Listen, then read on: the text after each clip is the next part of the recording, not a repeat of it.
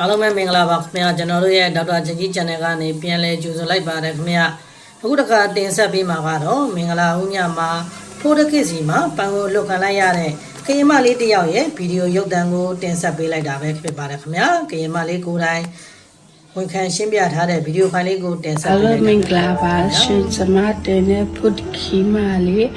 ကျွန်မတို့ကမင်္ဂလာဆောင်ရင်ဖုတ်ခီတွားရဆိုတာကျွန်မတို့ကရင်ဒီမှာတူဝေဆိုတာရှိတော့ပေါ့နော်တူဝေဆိုတာကကျမတို့ကအထက်ကရင်ဖြစ်တယ်ပြီးတော့ကျမရဲ့ဘိုးဘွားတွေတော့ကျမတို့ရဲ့ကရင်ရိုးရာစားတဲ့ဆိုတာလဲတယောက်နဲ့တယောက်မတူကြသေးတမိသားစုနဲ့တမိသားစုမတူကျမတို့ဟိုအထက်ကရင်ဆိုတာကကော့ကရိတ်ဟိုဘက်ချာကရင်လေးဖြစ်တဲ့အတွက်ကြောင့်မလို့ကျမတို့ရဲ့ရိုးရာကျမတို့ဘယ်လိုပြန်စားမလဲဆိုတာအဖွားကြီးလည်းမသိတော့ဒီဘဲကိုဖက်အံဘဲကိုပြောင်းလာတဲ့ခါကျတော့မမှန်တာတွေရှိတယ်အဲ့ဒါကြောင့်မလို့အဲ့ဒီနာအပြစ်မယူရအောင်မကန်ရအောင်ဆိုပြီးတော့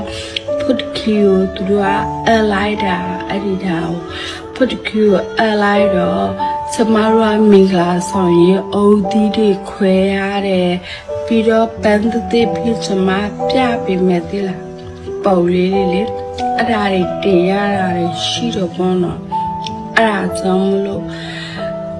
ဖုတ်ခီနဲ့လေမင်္ဂလာဆောင်ရတဲ့ဖုတ်ခီနဲ့တော့အဲ့ရမယ်ဆိုတာလုံးဝမဟုတ်ဘူးအဲ့ဒါတွေကကောလာဟာလာလေးနော်ဖုတ်ခီနဲ့လည်းမအဲ့ရဖုတ်ခီရဲ့အကြောင်းကိုလည်းကျမအသေးစိတ်ပြန်ပြောပြပေးမယ်အသေးစိတ်ဆိုတာကျမတိတလားဘောနော်ဖုတ်ခီကကျမတို့တာမန်တူပဲကိုယ်တည်းထီကိုဘောနော်သူကဒုံရင်းမှနေတာ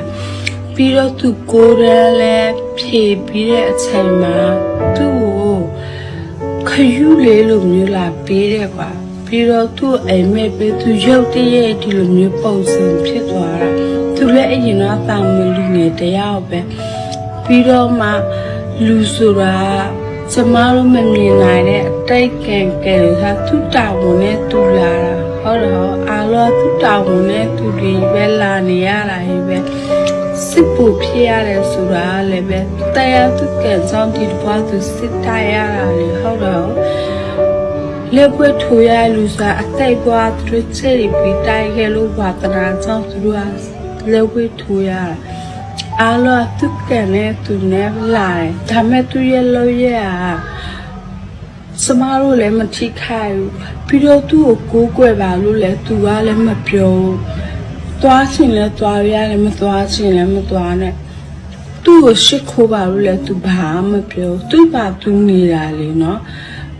မယုံကြည်လဲဘာမှဖြစ်กว่าဒီမှာပြောတာကျွန်မလည်းပဲအားလုံးမယုံကြည်မသွားဘူးကျွန်မမလို့သွားတယ်သွားပေါ့ဟုတ်တော့ကျွန်မအဖွားတို့သွားအတော်တို့သွားဒီလိုမျိုးပဲလေဒါမဲ့တီးစင်တဲ့လူလည်းရှိမှာပေါ့နော်ဟိုကပမာလေးဆိုရင်တော့တီးမှာမဟုတ်လေဒါယူပြီးတော့မှကျွန်မအေးစီးလာပဲပြီးတော့ကျွန်မစိတ်တူတာနော်သူနဲ့အဲ့ရလားဆိုတော့လေစကိုင်းပုတ်ကိုပဲတင်ဆက်ပေးနေတာကတော့ပြောမယ်အဲ့ဒါလောဘဖုတ်တကိစီမှာပန်းကိုလင်ရတဲ့အကြောင်းကိုတင်ဆက်ပေးကြတယ်အခုနာမည်ကြီးနေတဲ့ဖုတ်ခီလေးကျမနဲ့တူစေတန်းဖြည့်ခဲ့တာအထက်ကလေးမှာ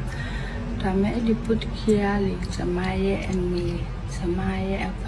ကျမရဲ့အတော်ကြီးလည်းကိုကွယ်ကြတယ်ဘာလို့ကိုကွယ်ကျမလည်းသူကျမတို့မင်္ဂလာဆောင်ရင်လည်းအဲ့ဒီဖုတ်ခီစီမှာပဲတူဝေးလေးပါတယ်တွားရတယ်ကျမလည်းနားမလဲဘူးဒီလာနားလေတော့မှပြေရှာလာရှင်ပြပေးမယ်ဒါသူယူရနဲ့သူတလေးပေါ့နော်အားလုံးပဲအခုလိုကြည့်ရှုနားဆင်ပေးတဲ့အတွက်ကျေးဇူးထုတ်တွင်ရှိပါတယ်ခင်ဗျာကျွန်တော်တို့ရဲ့ဒေါက်တာချီ channel ကနေအခုတစ်ခါတင်ဆက်ပေးခဲ့တာကတော့မင်္ဂလာဦးညမှာဖိုကုတ်တကိစီကနေပန်းဥလွတ်ခံရတဲ့အတွေ့အကြုံကိုပြန်လဲရှင်းပြလာတဲ့ခရင်မလေးတယောက်ရဲ့ဗီဒီယိုဖိုင်ကိုတင်ဆက်ပေးခဲ့တာပဲဖြစ်ပါတယ်ခင်ဗျာကျွန်တော်တို့ရဲ့ကရင်ပြည်နယ်မှာ အရန်နာမည်ကြီးတဲ့ဖိုးတကစ်စီမှာပန်းဦးလွတ်ခံရတဲ့အကြောင်းလေးကိုကိုယ်တိုင်ကုန်ကြပြန်လဲတွေ့ကြုံခံစားခဲ့ရတဲ့ကရင်မလေးတယောက်ကပြန်လဲဖော်ပြပေးနေတဲ့ဗီဒီယိုဖိုင်လေးကိုတင်ဆက်ပေးခဲ့တာပဲဖြစ်ပါတယ်ခင်ဗျာအခုလိုစေဝင်စားစရာဗီဒီယိုဖိုင်လေးတွေကိုကြည့်ရှုရင်ကျွန်တော်တို့ရဲ့ဒေါက်တာချေကြီး channel ကို subscribe မလုပ်ရသေးဘူးဆိုရင် subscribe လေးနိုင်ပြီးအားပေးသွားကြပါ like and share လေးလည်းလုပ်ပေးသွားကြပါအောင်ခင်ဗျာအားလုံးပဲကျေးဇူးအထူးတင်ပါတယ်